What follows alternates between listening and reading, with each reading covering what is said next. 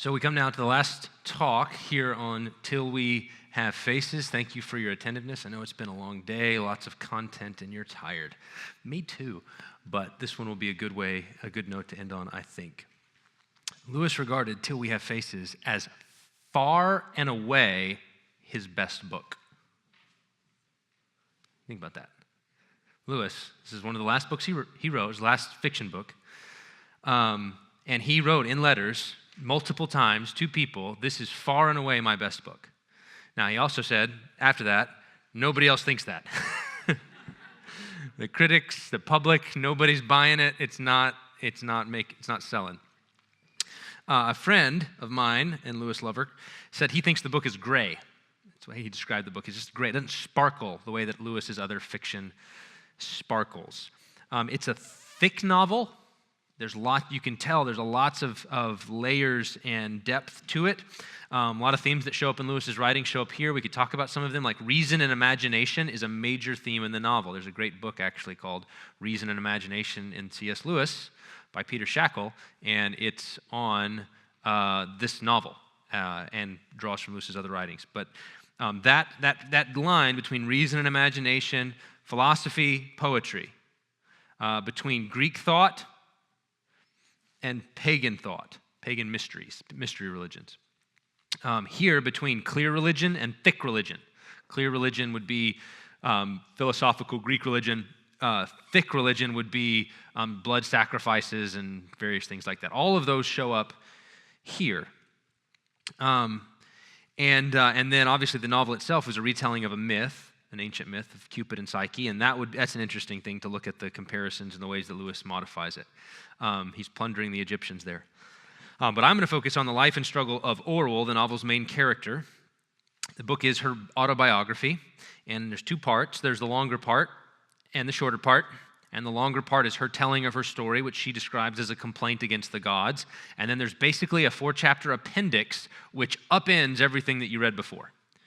So if you have not read this novel, I'm going to ruin it for you right now. Okay, so you need to know this. If you want to get up and leave, I will not be offended because you can only read a novel for the first time once. Okay, it's a big deal. Like I feel that. Like there was a lady here earlier. She said, "I'm leaving. I haven't read that one yet." She was out, and I said, "God be with you." So what I'm going to do though is I'm going to walk you through part 1. So I'm assuming if you're here that you've read it and you're not, or if you haven't read it, you're not offended, you're not worried about it. I'm going to walk you through part 1, and then I'm going to come back through and talk about what part 2 does to part 1. And the key is that reading and then rereading the novel itself enables us to taste and see reality more clearly and vividly. So it's not at all dissimilar to what we saw in Pride and Prejudice, where you have to, once Lizzie knows herself, you have to go back and read the novel from the start again and see all the things you missed. That's exactly how Till We Have Faces operates. That's one of the things that all good novels do. All good stories tend to do that. They make you, all sorts of things are there that you miss that only become clear from the end. And the reason this is free. This wasn't even in the manuscript. This is just free. The reason that's true is because that's the way the world is. Okay, history is like that. When we get to the end, you have to go back to there are all sorts of things will become clear at the end that are not clear to you right now. Whys and wherefores, how comes, all of those questions that we have that are answerable in principle, I think right now. God knows exactly what he's doing. You don't have the answer. Someday you will. Someday you will. So here we go. Orul's complaint and accusation. So Orul's complaint is against the gods, especially Ungit, the barbarian name for Aphrodite or Venus, and Ungit's son, or the Greek Cupid. Orual is the daughter of the king of Glome, which is a fictional barbarian kingdom that Lewis invents. At the beginning of the story, the king has no male heir. He's only got 2 daughters, Orual and Redival, and he basically doesn't care about daughters. Ancient kings didn't want daughters. They wanted sons to carry on the line.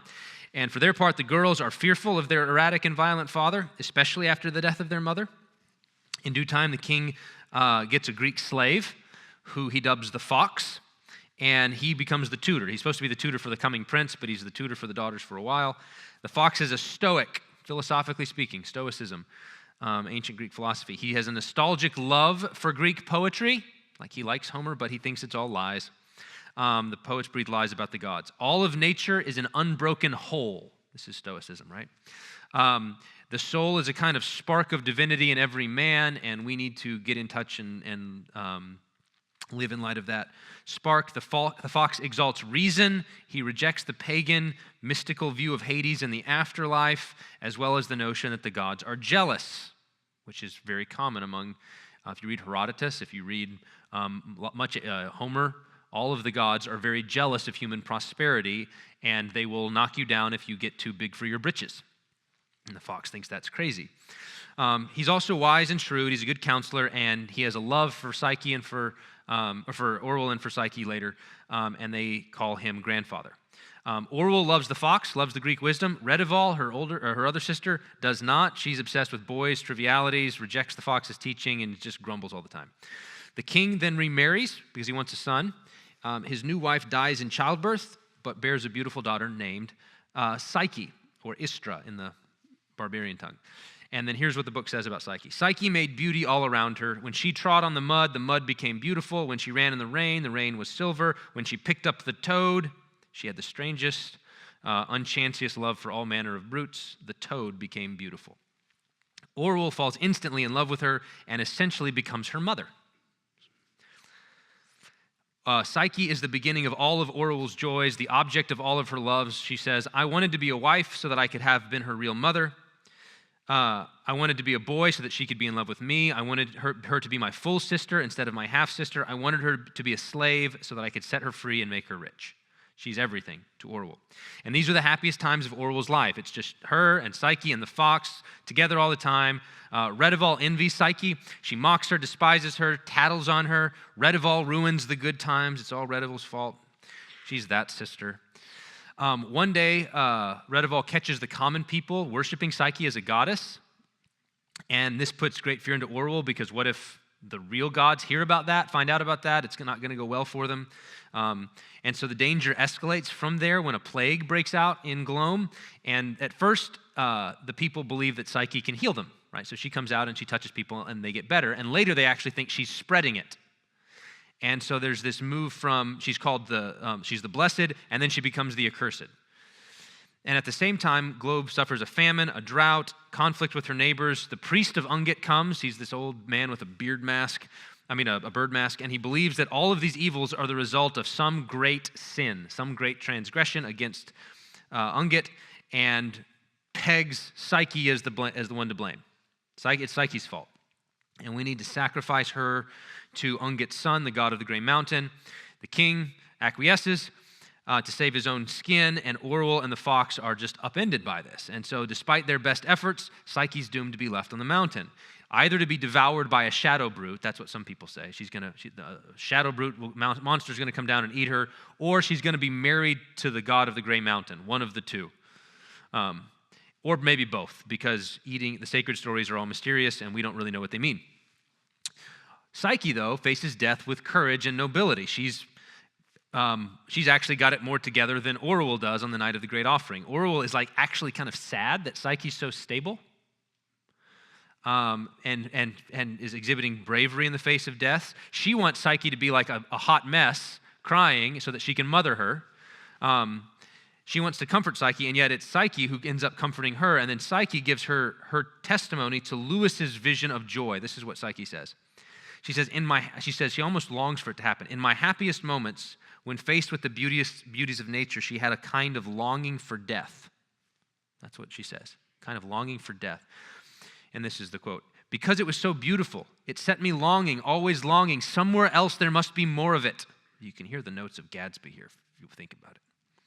There must be more of it. Everything seemed to be saying, Psyche, come, but I couldn't, not yet come, and I didn't know where I was to come to. The sweetest thing in all of my life has been that longing to reach the mountain, to find the place where all the beauty came from. And her composure frustrates and embitters Orual, the sisters part on troubled terms. After this, Psyche's left on the mountain. Orual then resolves, I'm going to go up and bury what's left. And so she enlists Bardia, a good man, the captain of the king's guard, to go up the Gray Mountain. They arrive at the top, and they discover, wonder of wonders, Psyche is still alive. And she's apparently healthy and happy on the mountain. And she claims she was rescued from her bonds by the god of the west wind and carried to a palace where she was married to the god of the Gray Mountain, to Cupid. And the joy of the reunion is cut short when Psyche attempts to show Orual her palace and discovers that Orual can't see it. It's invisible to Orual. She's like, it's right there. You can see it. No, it's not. I can't see anything. There's nothing there. Stop playing around. As far as Orual can tell, Psyche is pretending and making it all up. Oral's horrified by Psyche's insistence on the reality of the house. She doesn't know if Psyche is mad, if she's telling the truth. She doesn't know which would be worse. And so she tries to convince Psyche, just come home, come back down from the mountain. But Psyche says, I'm married now. I have to stay with my husband. And once again, the sisters part on troubled terms. This is a theme. It's a pattern. They come together and then they part on troubled terms, with Orual reeling from this new Psyche and Psyche saying, I'll do whatever I can to help you to be able to see. But before Orual leaves the mountain, there's a really important scene where she gets a momentary glimpse of the god's palace. She's down by the river, she takes a drink, she looks up, and she sees the palace in the Gray Mountain in all of its grandeur. And then she stands up and it disappears. As quick as a flash, the palace vanishes and Orual is left again with her doubts. Was it real or did I just make that up in my head? In her heart, she rages against the gods who tantalize humans with riddles and mockery and who refuse to speak to us plainly. She goes back to Glome and she's trying to make sense of the situation. So she's talking to Bardia and the fox. Those are the wisest men in Glome. And Bardia says, I think she's been married to a god, but the god is the shadow brute. That's why the god only comes to her at night, so that she doesn't see how ugly he is. And this, of course, appalls Orual. The fox, on the other hand, says, no, that's not the gods. The gods don't marry anybody. That's just fool's talk. And instead, he thinks that an outlaw, a human being, has deceived her and said, yeah, I'm a god. Come live with me. And that Psyche is basically his slave. Either way, Orual says, neither one of those are good. I need to go rescue her. And so she goes back to the mountain, overcomes her own doubts about whether she should leave Psyche in her apparent happiness, and she threatens to commit suicide if Psyche will not listen to her. So she pulls out a knife, and Psyche says, "You're not. If you kill me, that's fine." She's like, "I'm not going to kill you. I'll kill myself." And she says, "I didn't think you would do this. I didn't think you had this in you." Psyche relents and agrees to take a light into her bedchamber in order to look at her husband's face, which she's been forbidden to do. And Orual thinks this is going to prove that your husband is either a monster or a villain, and then you'll come home. Psyche says, okay, I'll do it. She exposes the god, and then the god sends her into exile and speaks to Orual ominous words, "You also shall be Psyche." And Orual thinks, uh-oh, I've angered the gods. And so for a while, she lives in fear that what the god might do to her. In time, however, she settles back into normal life. She grows closer to Bardia, who treats her more and more like a man, teaching her to fight with a sword and ride horseback. She harbors a hidden love for him throughout the book, and she's jealous of his wife. And then when she comes back, one of the things she does is she veils herself at all times. Orual she's ugly. That's her whole, one of her burdens is that Redival was always the pretty sister, and then Psyche was the even prettier sister, and she's always been the ugly sister. And so she comes back and she veils herself at all times, which creates kind of a mystery about her. Everybody's awed by the princess who always has a veil. The king dies after an accident, and Orual shrewdly navigates the politics of all of that with the surrounding kingdoms so that she can become queen. She rescues a neighboring prince from his evil brother, challenging that brother to single combat and defeating him. Bardia is a good teacher. And from then forward, she says, I'm going to queen it.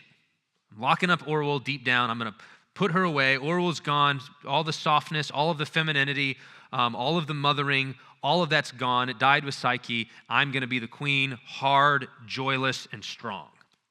So she becomes a great queen, mysterious and awful behind her veil. And with the help of her trusted three counselors, the fox, Bardia, and Arnhem, the high priest of Ungit, she does a lot of great things. She still loves Bardia. She knows she can't have him. And she busies herself with improving Glome. She frees a bunch of the slaves. She improves the mine. She builds a library. She fixes the laws in the kingdom.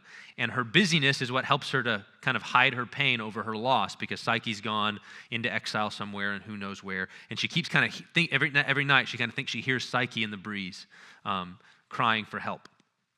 And she grows old in this manner until one year she's on a journey in a neighboring country. She comes across a small temple dedicated to a new goddess, a new deity named Istra, or Psyche. And as the priest tells the story of how Psyche became a goddess, she just became one, Orual is shocked to hear the story of her own life, except it's all wrong. It's all twisted. That's not how it happened. That's not what it went down. That's not true. And the myth that the priest tells is basically identical to the original myth of Cupid and Psyche, which Lewis drew the story from. So if you compare what's in Apuleius to what the priest says, it's basically identical. And in that version of the story, Psyche has two sisters, both of whom are jealous, as opposed to just Redival, who both are jealous of her and who intentionally ruin her happiness because they envy her palace and her divine marriage. And so Orual was like, that's not how it happened. That's such a lie. She's offended. And at that moment, she resolves to write the complaint in order to set the record straight. And that's what you've been reading. And her complaint ends with these words, her final accusation. They gave me nothing in the world to love but Psyche, and then they took her from me. But that was not enough. They then brought me to her at such a place in time that it hung on my word whether she should continue in bliss or be cast out in misery. And they wouldn't tell me whether she was the bride of a god or whether she was mad or a brute or a villain's spoil. They would give no clear sign, though I begged for it. I had to guess, and because I guessed wrong, they punished me. And what's worse, they punished me through her. And even that was not enough. They now have sent out a lying story in which I was given no riddle to guess, but knew and saw that she was the god's bride, and of my own will destroyed her, and that for jealousy, just like I was another Redival.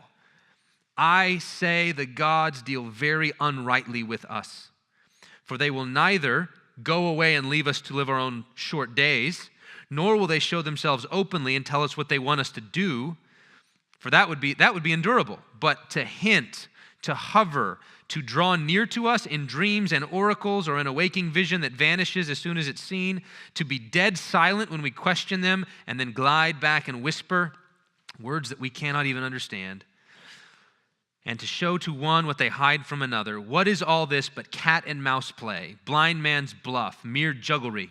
Why must holy places be dark places? I say, therefore, that there is no creature, toad, scorpion, or serpent, so noxious to man as the gods. Let them answer my charge if they can. It may well be that instead of answering, they'll strike me mad or leprous or turn me into a beast, bird, or tree. But will not all the world then know, and the gods will know that it knows, that this is because they have no answer? That's her complaint. So that's 80% of the book. That's the summary, okay? Part 2 of the story is written by Orual a few weeks after that, after she completes part 1. And it's basically an addendum. And she says, I'm about to die. I know I can feel I'm about to die. But I know a whole lot more than I did when I wrote the first part. It doesn't simply add, the addendum doesn't add to the story. In many ways, it changes the story. Part 1 is true, okay? This is what's so brilliant about the book. Part 1 is true. Orual is an honest narrator, at least she attempts to be. She wants to tell you truly what she feels and what happened, but there's more to the story. In part 2, she relates how the rest of that story came crashing in on her. And so the whole purpose of part 2 is to make us rethink everything that we've read in part 1 so that we see her in a whole new light. And so if we reread the very first lines of the story in part 1, in light of what happens, we realize what this story has been about. Okay, here's the first lines of the story. I am old now and have not much to fear from the anger of gods. I have no husband, nor child, nor hardly a friend through whom they can hurt me. Now, if you know anything about Lewis's other writings, you know that what he just described there are the 4 loves. Okay, so he wrote a book called The 4 Loves. And in The 4 Loves, he talks about 3 natural loves and then divine love, love for God. And the three other loves, using the Greek words for storge, philia, and eros, and then he says agape. That's how he pronounces. We always say agape, but Lewis, if you listen to that's the only recording we have of his voice is him giving the lectures, the four loves, and he says agape. So agape, so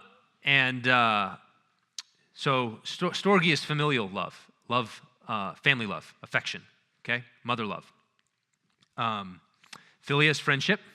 Eros is romantic love. And so if you look carefully at that sentence, I have nothing to fear from the anger of gods.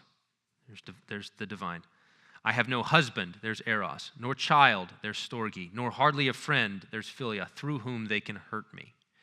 And that's a tip-off. It means we ought to be attentive to what this has to do. The four relationships that define her life, what are they? Her angry and bitter relationship with the gods, her unrequited romantic love for Bardia, her motherly affection for Psyche, and her friendship with the fox. Those are the four relationships that define her life. In a letter, Lewis once wrote that Orual is, quote, an instance of human affection in its natural condition. True, tender, suffering, but in the long run, tyrannically possessive and ready to turn to hatred when the beloved ceases to be its possession. That's natural loves. And so it's through writing her complaint that Orual comes to see herself more clearly. She says at the beginning of part 2, I know so much more than I did about the woman who wrote part 1. Writing forced her to sift through her memories, sort them, and her motives. And then there was these providential kind of conversations and events that happen that she slowly comes to realize how twisted and ugly her loves have been. And so if we take those four relationships, right, with Bardia, the fox, Psyche, and then God, the gods, we see how divine love eventually conquers the savage and selfish love that lies beneath the surface of part 1. So let's think about Orual and Bardia.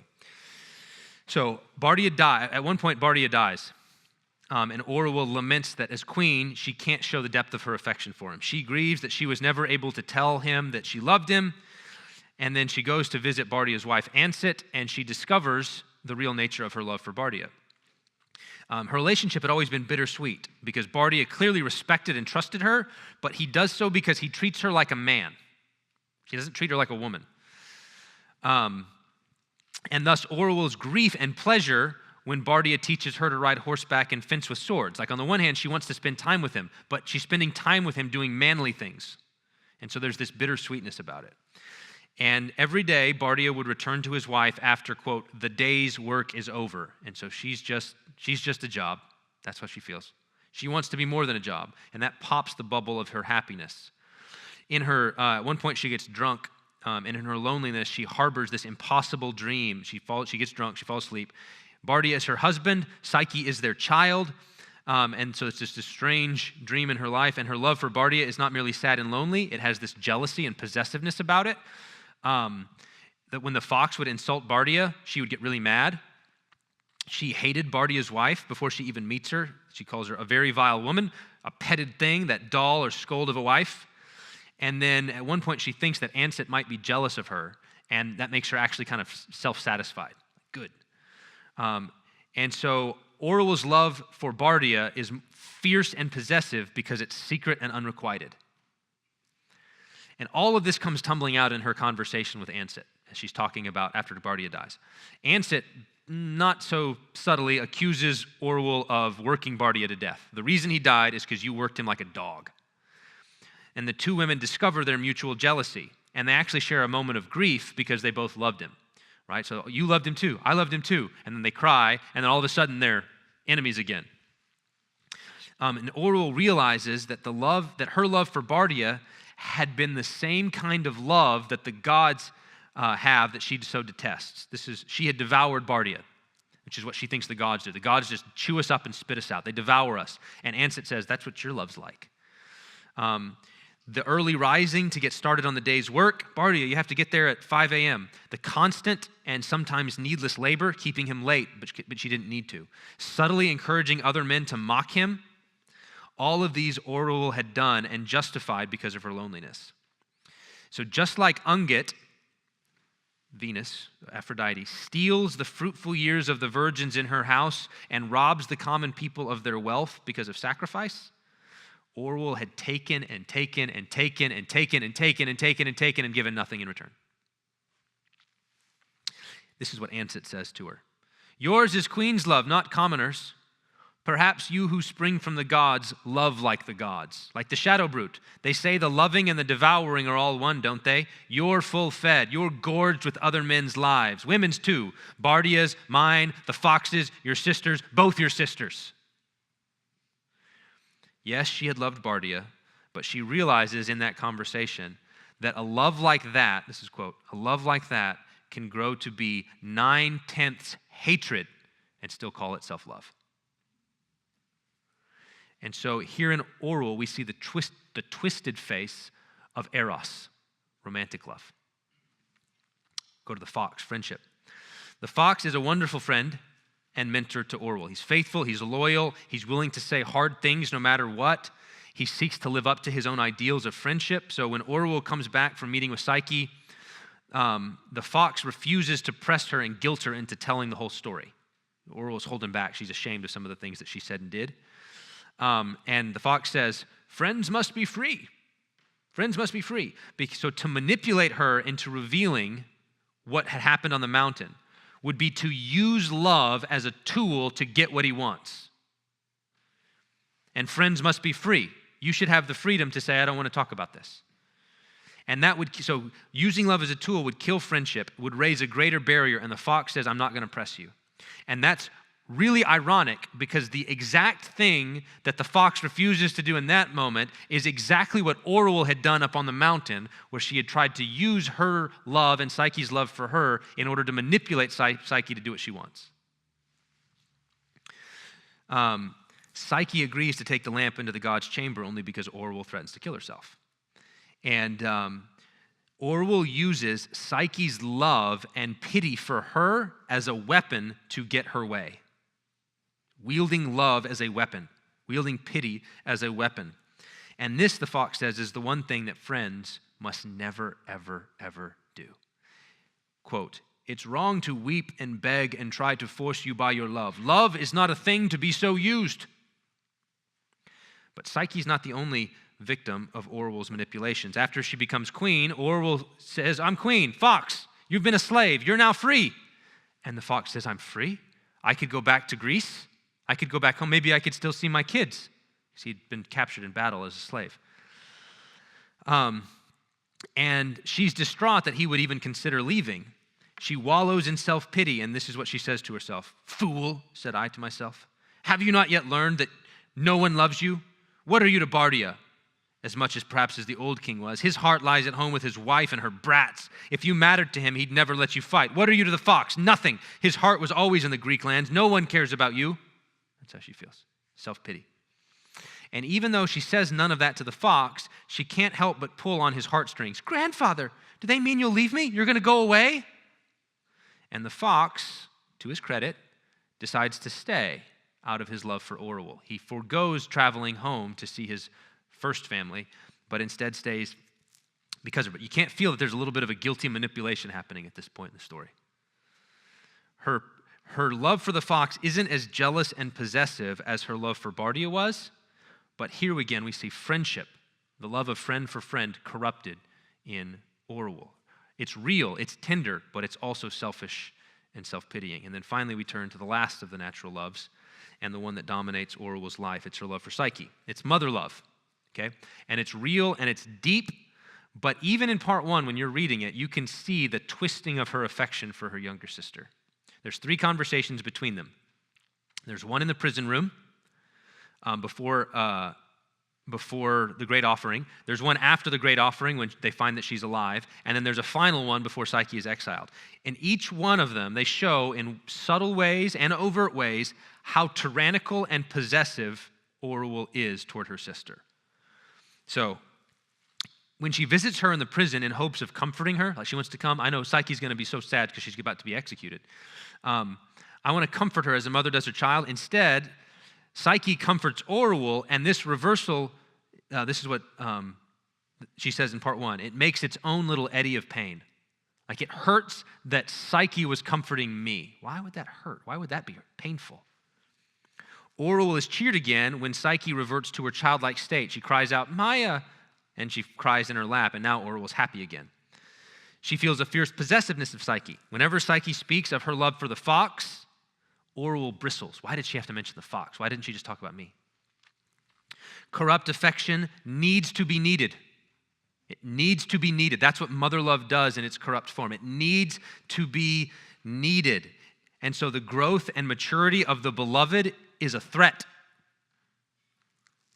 And it must be resisted at all costs. So Orual begrudges Psyche her independence. She's injured that Psyche has resources of hope in the face of death that aren't tied to her,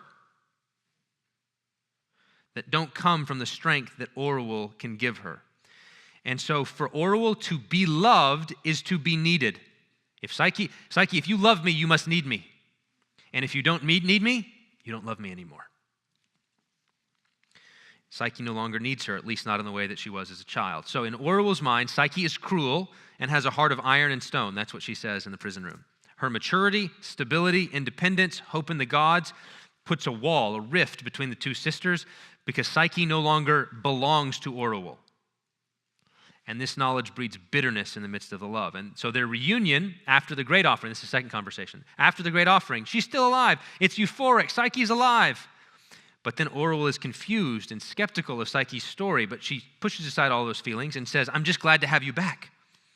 But even here in the midst of the happiness, she chafes when Psyche praises her for having done a good job in raising her. You did a great job in raising me up. And as if those days were old and gone, like I don't need you anymore, I'm a grown woman now. Orual is no longer needed. And the real rift between them, however, comes, it began in the prison, it opens wider because Orual's unable to see the palace. And so she's horrified and grieved by the distance between them. Like it's like you're across a chasm and I can't get to you. She's revolted by the unspeakable joy on Psyche's face. Like Psyche is happy with her divine husband. And Orual is angered that Psyche would be happy in such a state. And it's initially at the gods who stole her, but then it falls on Psyche as Orual realizes that Psyche's ultimate allegiance is now elsewhere. Psyche won't leave the mountain, and she says, and Orual says, you come here right now. Come on, Psyche, come on. And Psyche just looks back at her and says, dear Maya, I'm a wife now. It's no longer you that I must obey. And then this is what Orual says. This is the narrator. I learned then how one can hate those that one loves. So again, Psyche's independent will and happiness shatters Orual's world, and there is now a deep and permanent cloud between them. In the final meeting, Orual's got a mission. She's going to persuade Psyche that her unseen husband is a monster or a villain, and so Orual appeals to her importance to Psyche. He says, you're all the mother, the father, and the kin that Psyche has. I'm everything to you. Come on. And we witness Orual's true vision of herself. She is the sole, burdened, resolute caregiver for this young girl, responsible to guide and protect little Psyche, and so you must come home so that I can protect you. But Psyche's unmoved by these appeals. And Orual is again shocked at her stability, at her maturity, even as Orual herself rants and raves in anger. And then when Orual threatens to kill herself if Psyche won't obey, Psyche sees the true nature of Orual's mother love. And this is what Psyche says in that encounter. You are indeed teaching me about kinds of love I did not know. It's like looking into a deep pit. I'm not sure I like your kind of love better than hatred. Oh, Orual, to take my love for you, because you know it goes down to my very roots and cannot be diminished by any other newer love, and then to make of it a tool, a weapon, a thing of policy and mastery, of an instrument of torture. I begin to think I never knew you. Whatever comes after, something that was between us dies here. This is Orual's maternal affection. This is her mother love. Possessive, tyrannical, easily injured, willing to lie and manipulate to get its way, determined to keep the beloved a permanent child, desperate to be needed, nursing the grievance that she alone of all people truly loves Psyche. No one else really does. But all of these corruptions of natural love flow ultimately from Orual's hatred of the gods. And so let's turn there at the end here. So throughout her life, Orual feared and hated the gods because they hid in dark places, they spoke in riddles, they refused to tell the truth, they send us prosperity to set us up, and then they can knock us down. But in her final days, Orual realizes that her hatred runs deeper than that. So she has a series of visions at the end, and she stands before a divine judge at one point in her final vision, and she has her grand accusation in her hand, this book that she's written. And all of a sudden, so the judge says, read out you've come with a complaint against the gods, read it. And she looks down, and instead of seeing her nice, majestic book, she sees a vile scribble, a snarling and savage complaint, because in truth, she hated the gods because they stole Psyche from her. She hated Psyche because she was so stolen. And so as she reads her complaint, her spiteful complaint, Orual admits she was given the same offer that Psyche was. Remember what Psyche, when she had that sense of, I felt like joy was calling to me, and I just wanted to go find the place where all the beauty comes from. And so I longed for it, and I wanted to go. Orual was given that exact same offer. Psyche always had a longing for death, a desire to find the place where all the joy came from. And on her way to bury Psyche, the beauty of the world offered Orual joy. She felt like someone was saying to her, this is early in the story, why should your heart not dance? Why should your heart not dance? And Orual pushed it aside. She slams the door. Sadness, self-pity, ugliness, so defining of her that she won't let joy in. Not going to let it in. So later, when the gods give the two girls a glimpse of their reality, for Psyche, she sees the west wind as it carries her to the god's palace, and she believes. She leans in. For Orual, in a similar flash of lightning, Orual sees the god's palace, and she's skeptical. So Psyche follows that little glimpse and is nourished by it and grows and sees more. Orual rejects her momentary glimpse as another riddle, and she wants the gods to reveal themselves to her on her own terms. So at one point in the story, there's her desperate but demanding prayers for a sign. She says, I prayed, I got down on my face, and I said, show me yourself, but it's on my terms. Again and again, Orual refused to answer the call of joy. She fights to keep the door shut. She says she wants proof, but when she's offered it in the form of Psyche's obvious health, how do you think I'm healthy here on the mountain? Who do you think's taking care of me? She says, I don't want it. This is what Orual screams in that moment. I don't want it. I hate it. I hate it. I hate it. I hate it. Do you understand? I hate it. She dallies with the idea that the gods might hide themselves from humans because they are too beautiful. But in the end, she pushes that thought aside until the gods dig it out of her in the divine courtroom. And so these contrasts appear throughout the story. And what's more, Orual is aware of them. She loves Psyche intensely, and she is intensely jealous of Psyche. Psyche's more beautiful than Orual, and eventually she's physically stronger than Orual. And her joy and her strength, like that of the bright spirits in the great divorce, is invulnerable to manipulation. It's full of pity, yet pitiless. It's full of pity, yet pitiless. So it means so Psyche would feel compassion for Orual when she's grieving, but I'm not going to be manipulated by you. Orual's strength grows hard and joyless. Psyche's love expands. Her love for the god makes her love Orual more. Orual's love constricts. In the end, her love is no different than hatred. And that increasing contrast breeds greater and greater rivalry.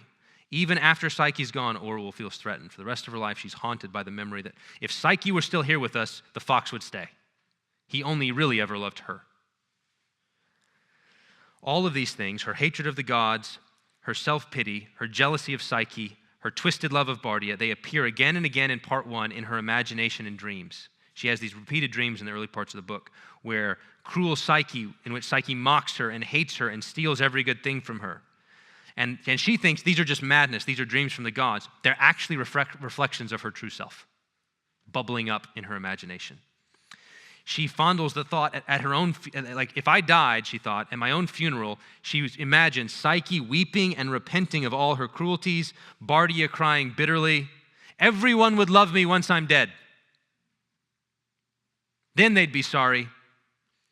She has these midnight fantasies in which Anset is dead and Bardia is now seeking her love, and she makes him beg her for forgiveness before granting his request. Those are the kind of dreams she had.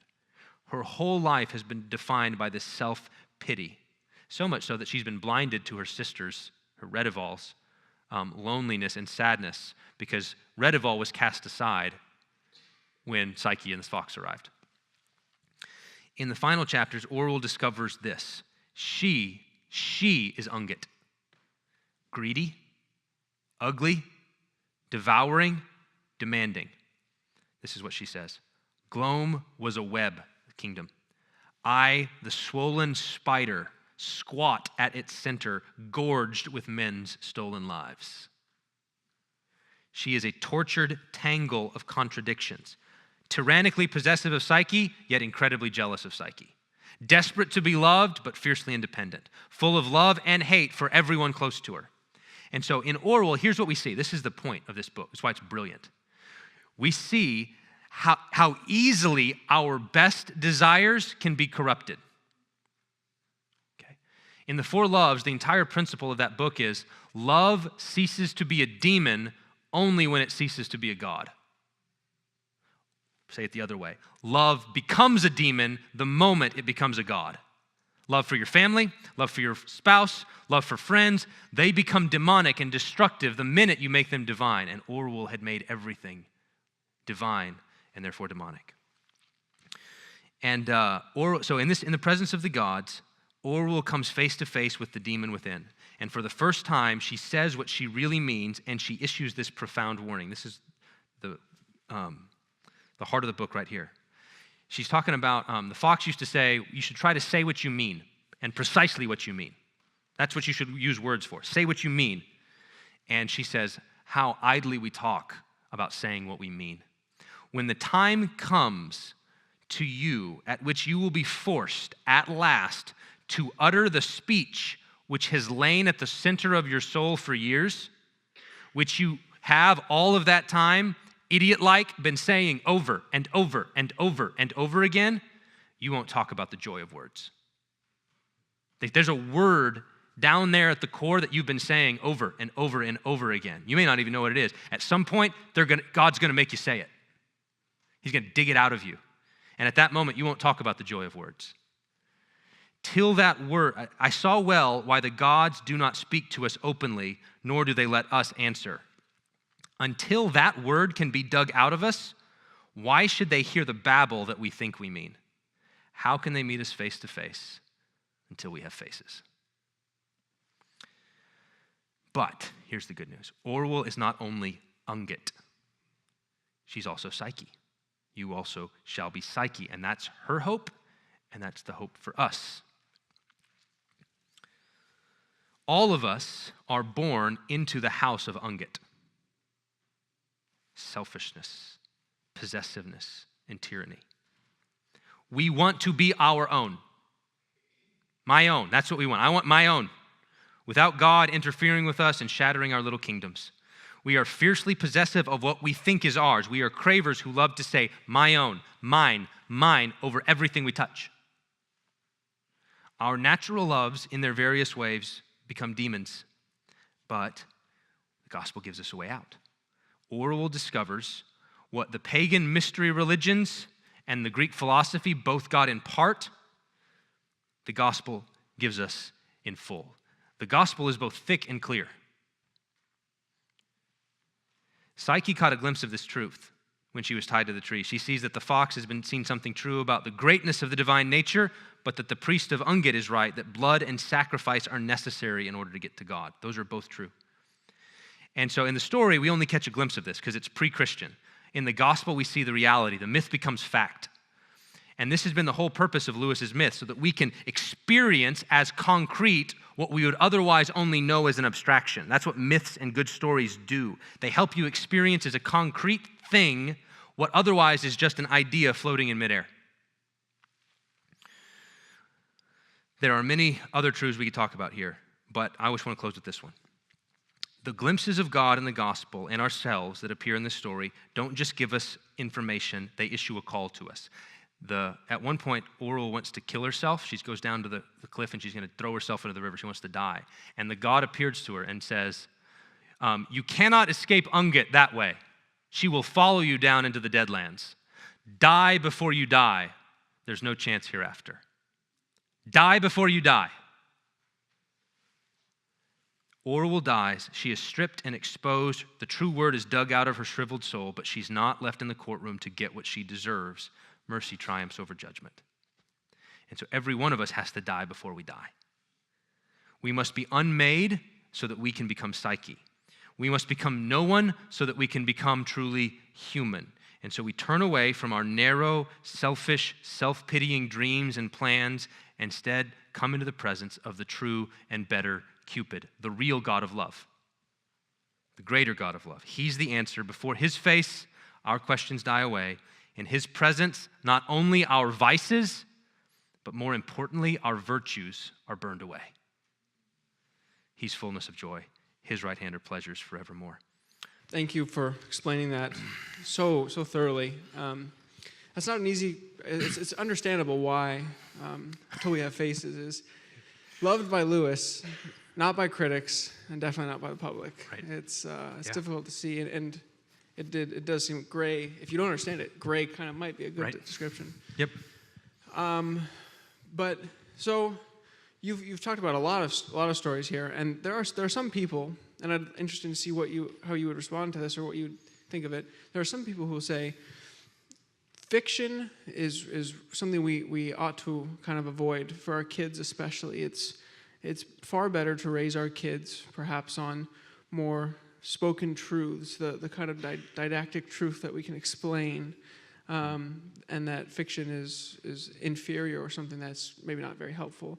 How would you kind of disagree with that, perhaps even from a biblical perspective? Yeah, well, I mean, God gave us a story, so it's good enough for God, it's good enough for me.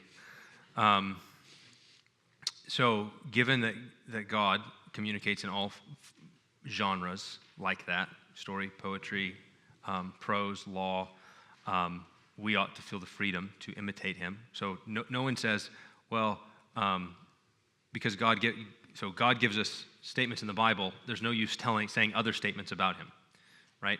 We think, well, he gave us statements in the Bible about what he's like, or Paul's letters or something like that, and we think, yeah, we need to give more, then we need to make more statements like that in order to explain what they mean. And the same thing's true. He wrote poems, inspired poetry in the Psalms and in the prophets. He wrote stories, both true ones, like history, and then fictional ones, like parables. And so they're all there, and so we should say, great, he's showing us how we ought to then go for it and not shrink back from imitating him in those ways. You pointed out that Anzit, the wife of Bardia, accuses Orual of love, sort of love. What was it? Love consuming. Yeah. Loving like the gods. Redival. Devouring redival. Yeah. And how? In what way is that shown in the? Because. Yeah, I think that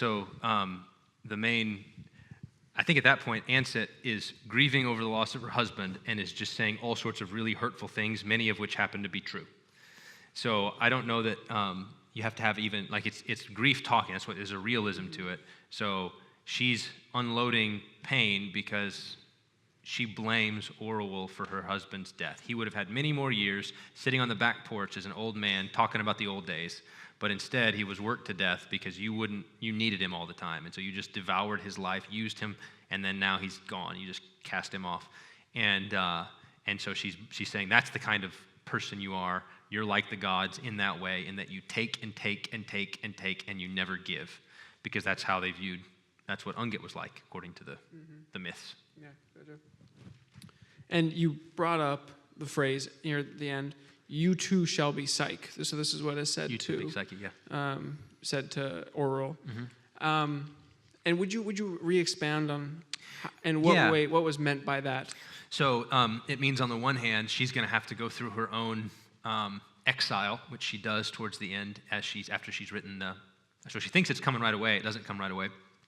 And so she lives her life, gets old, hears the false story about her life, and then from there kind of have everything upended with these visions. And so she's in one of the visions, she's going across the desert. In another one, she's getting beat up by really big golden rams that run her down. And so in that, she's having to go through her own hardship and suffering because of what she's done, just like Psyche has to go through some kind of hardship. We don't know exactly what, because of her disobedience. And so you also shall be Psyche means, on the one hand, you're going to share the sufferings that Psyche had. You're going to be bound together there. But also it means that you can be made beautiful like Psyche, which is what happens in the end. So at the end of the book, the final scene is Orual meeting Psyche with no cloud between them. Right? They're reunited with no cloud between them. And then they say, he's coming, the God of love is coming. And so they turn and they both fall down and they look, and now she says there's two Psyches. Right? She looks into the pool and she sees reflections, and it's two Psyches, meaning she's become Psyche. She's become beautiful. Now at this point, it's not mainly about physical. Physical is always representational in the story. It's symbolic. She's become beautiful of soul because she's been humbled, and she's died before she died. This question says, when your love becomes divine, it becomes demonic. Right. And this comes from the four loves. Could you perhaps expand on what is it about when love becomes demonic that it causes? When it becomes divine, it becomes demonic. Sure. And what's so destructive about that? Yeah. So the four loves. So if you're gonna study, you want to read. After this, you're like, I want to go back and read Till We Have Faces. Read the four loves first, and then go read it. Okay. That's how I teach it. So first we read the four loves so that they've got that in the back of their mind. They don't know that's why they're doing it most of the time. We're reading through Lewis, so we're going to read four loves, and then now we're going to read Till We Have Faces, and then I want them to feel the concrete, right? And then start to make the connections that I made here. But in the four loves, basically what he does is he walks through these loves and he says, here's what they look like in their normal form, just like natural. Mother love is a mother cat with her kittens.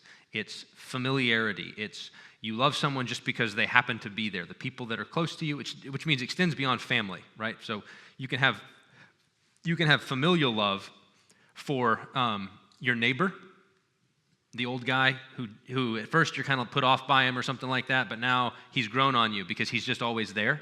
And so there's a kind of affection. And so he just kind of describes and gives a number of pictures of just what that love looks like, and then shows how does it become demonic when it becomes divine? And the answer is it's possessive. It looks at things that are familiar and says, these are mine, and because they're mine, I own them, right? There's a possession there. And so he described, one of the most recurring characters in Lewis's fiction and nonfiction is what he calls the maternal vampire. She was the sort of woman who lived for others, and you could always tell the others by their hunted expression.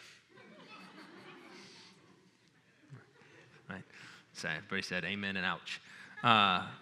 And so because mother loves a love that needs to be needed, that's what God designed it for. So the child has needs, you can meet those needs, and they feel loved when they get, and you feel loved when you give.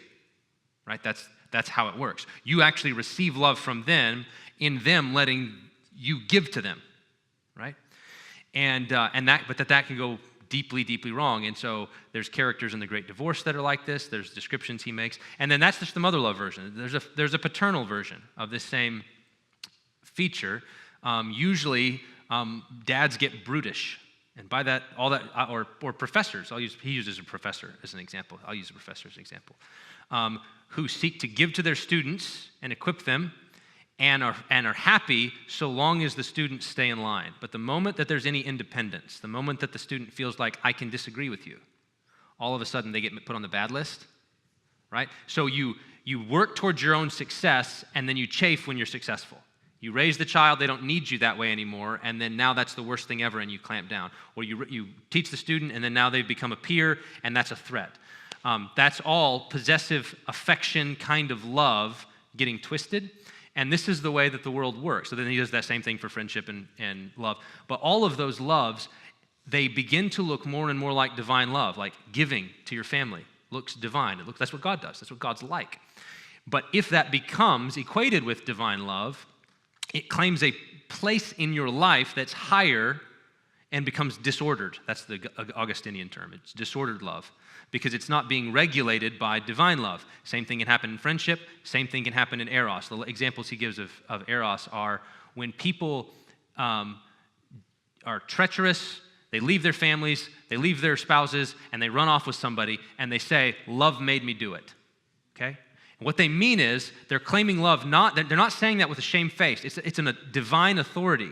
Love said I had to do this, meaning romantic love, and so I did it, okay? That's giving a natural love a divine status and trying to obey it, and what happens? It wrecks everything. And so therefore, it's exempt, right? If God says, do this, you do it, even if it means violating the marriage bed, breaking your promises, ruining everything in everyone's life around you, right? It's justified because God says. And this is why they don't make demons out of toads. They make them out of angels. Right? The angels are really high, and therefore they can be really, really evil. Okay? So the greater the thing, the more violent, vile, destructive, demonic its corruption, which means you have to be really on the lookout for your virtues. Right? For most of us, the things that are the places where we are most dangerous to other people is not our weaknesses, but our strengths. And this is what the novel is trying to get at. Is the Orual thought the best thing about myself was my love for Psyche. Right? Towards the end of the novel, after she's realized that she devoured Bardia and she was mean to the fox and she was mean to Redival and she sort of sees herself and all those things, the one thing she clings to, but I really loved Psyche. And then that thing just gets blown up because she thought that's the best thing about me. It's scary, right? It's scary. God shatters us in that way. Do you see that sort of the maternal vampire, or even the corresponding father figure, yep. where the brutish father? Do you see that playing out in any other areas? You mentioned teachers. Do you see it playing out in any other areas? Yeah, I think. And how do we avoid it in our lives? Yeah, so I think how you respond when the people that you love cross your will, is a pretty good indication. So in those examples, does independence in my children, is that a threat to me personally? It's not the same thing as whether you should do what they say, right? When your 16-year-old comes and says, I'm going to do this, and you think it's a bad idea, okay, that's guide them. But are you taking it personally, like it's a threat to you in some way? And that's probably a sign that you've got some sense of ownership here that does not belong to you. Right? This is when we dedicate our children at our church. We surrender together with them all worldly claim upon their lives. We surrender those claims in hopes that they will belong wholly to God. That's what we're trying to do. These children are ours, but they're not ours. Just like your money is yours, but not yours. Everything belongs to God, and so if he doesn't, the point of the four loves, after he walks through those four natural loves and what they look like and how they go wrong, he goes to divine love and shows how this is what divine love ought to do. It reorients everything, right? If you love God, then you can love your neighbor. If you love God, then you can love your family. And so you have to love something more than God before you can ever love your family rightly. And so you can tell that by how you respond when you're crossed. The other big place I think I'd see it is for me. So whether it's maternal, paternal, teacher, all the other places it could show up, it's when I get self-pitying. So the martyr thing, right? When you begin to think, oh, woe is me, no one appreciates me, no one, right? That's usually a sign that you've made some claim on something that's been violated, and now you're the martyr. And that's usually a sign that you've made a claim that you shouldn't have made. You said that when we have, when divine love is at the top, our love for God is at the top, is higher than the others, it rightly orders the others. Now, right. Is there a hierarchy to them? Is there an order to them? I mean, no. No. So I don't. So it orders. So this gets back to the principle of proportionate regard. Love things according to their value. Value things according to their value. And so that will, for any individual person, necessitate some kind of hierarchy is not quite the word, but an ordering. You have more obligations to your family than you do to people outside your family. That's Paul, right? If you don't care for the needs of your household, you're worse than an unbeliever. And then they work out from there. Your obligations work out from there. And so for any given person, but the main thing is God has to be the sun at the center of the solar system, or the planets will crash into each other. That's how gravity works. That there needs to be a stable, solid gravitational element. And what we do with the natural loves is we try to put one of those there instead of him, and then try to see if they can stabilize everything else, and they can't. No created thing can do that. No created thing can be God. Are there any other? Well, you just said with your class, you read the four loves, which do we still need, after all that explanation, do we still need to read it? Yes, you still need to read it. Okay, all right. So if you read Four Loves and Great Divorce Until We Have Faces as a little package deal, just do that and see what happens. Are there any other combinations? Of Lewis's fiction and nonfiction that go together like question. that? Yeah. So if you're going to read the Space Trilogy, you should read Paralandra with his preface to Paradise Lost. Okay. And if you know Paradise Lost, that would help too. But Paralandra has a retelling of the fall on another planet, and so there's all kinds of stuff there that's really, really great. And then the bigger one would be That Hideous Strength. That Hideous Strength, along with Abolition of Man, and then the essay on membership and the essay on the inner ring. Those ones together would form a nice. You'll see things. You'll see family resemblances. Four Loves would help there too. You'll see all kinds of family resemblances in those books. Different ways of him saying the same sorts of things. Going off of the... And just one more thing. This is what I've got a book, Lewis on the Christian Life, comes out in April. So this is what I've been working on for a couple years. Most of this stuff is in that. So go read Lewis first. But then if you want more help, like what I just did is more or less a chapter in the book. And so there's a bunch of other things like that where the connections are being drawn. So it's a Live Like a Narnian, but for more. Do you ever suggest doing that with other perhaps secular authors? There's a lot of philosophers, say Camus, who writes his philosophy and then writes. Have you ever done that? Do you suggest it? Yeah, I think if you're going to get into an author, it's interesting to read Milton, both his prose and to read his poetry, to read his prose, many epics and his big epics. There's all kinds of fun cross-pollination that happens in a given author. But it didn't even have to be that. Like there's other books that just pair well together. There's a book came out, last 10 years, I think, called The Real American Dream by Andrew Del Blanco. Del Blanco or Del Blanco, I forget. It's called The Real American Dream. You can go find it. And I heard about it. I think it was Tim Keller mentioned it in a sermon or something like that at some point. It sounded really interesting. And when I read it, all I could think about was The Great Gatsby. Because the whole point was it was about America in particular and the move from Puritans who were oriented towards God as the center of everything, and then kind of this hyper-nationalist phase that our country went through with Manifest Destiny and all of that sort of era, where the nation came to replace God as kind of the orienting feature, like what are we about?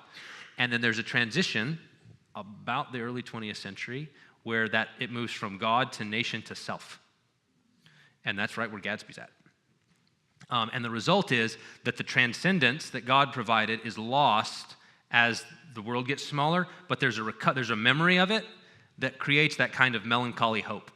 And that's what he talks about, this weird thing in America of hope, endless aspiration, right, and ambition, coupled with a kind of melancholy that we never quite live up to it. And Del Blanco is trying to sort of explain and express some of that about America, and I just thought Gatsby fits right in that stream.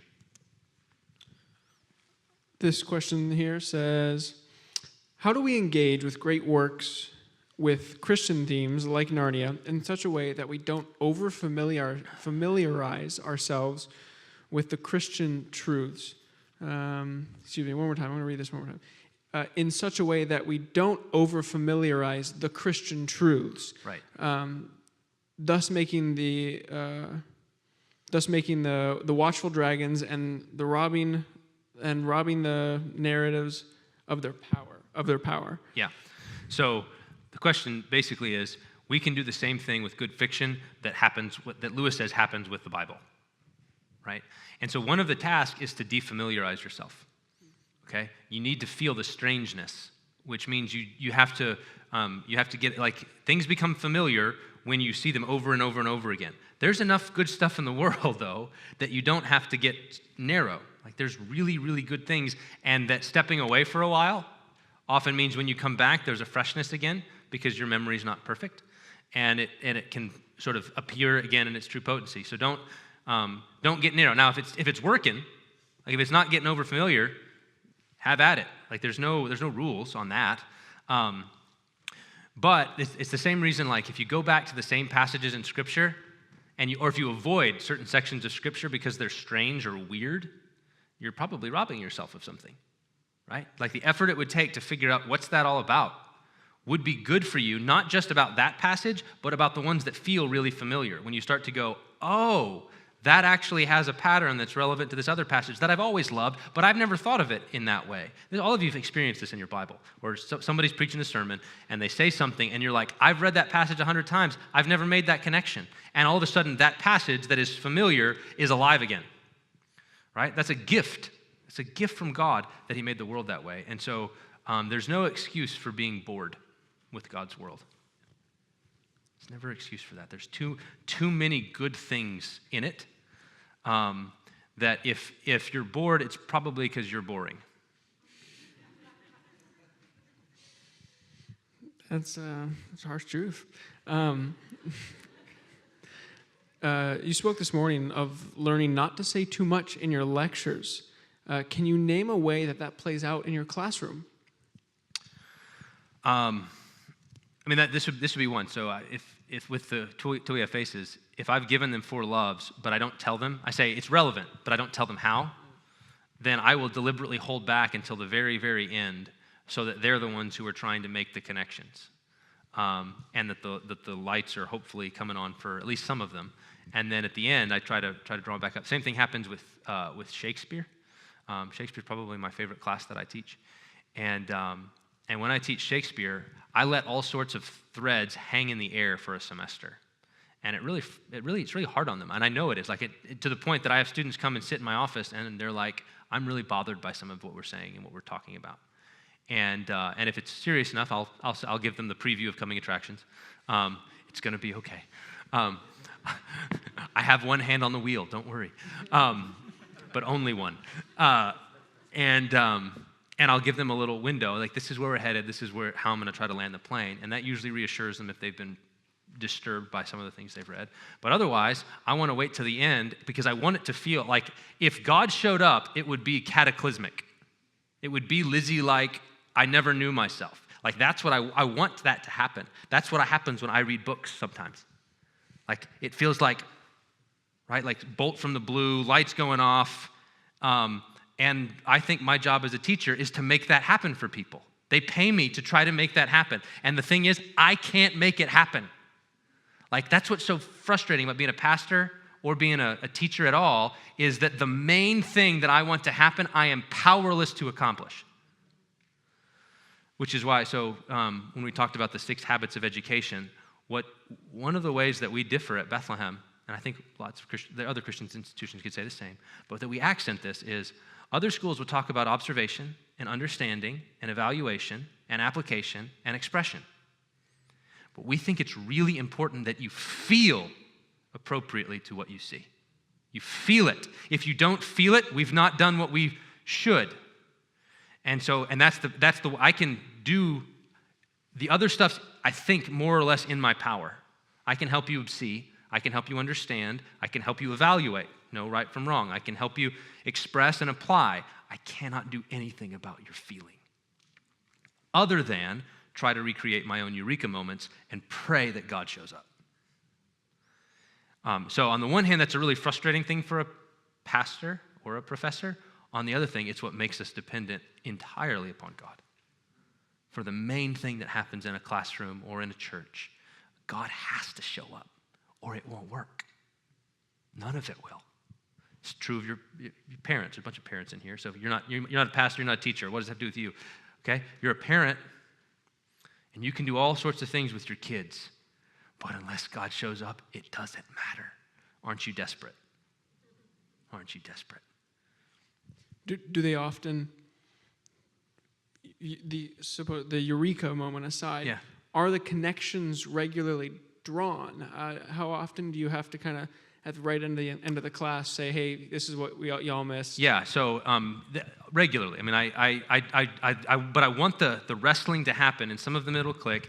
And it's like I said, I think in one of these other lectures, I was talking about my son whenever he first realized that Narnia was about Jesus, and it was very anticlimactic. My expectations outran the runway, and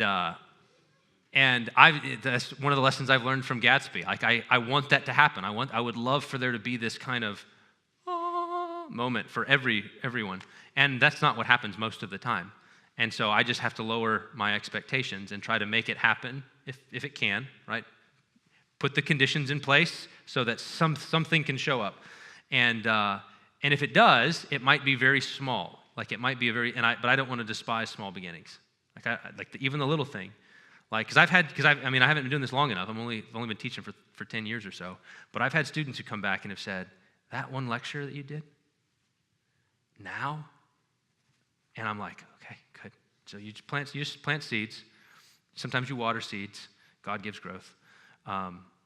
And so that's all you can do as a teacher, a parent. Cool. Thank you very much, Joe. Yeah. Can we get a round of applause Thank for you Joe? guys.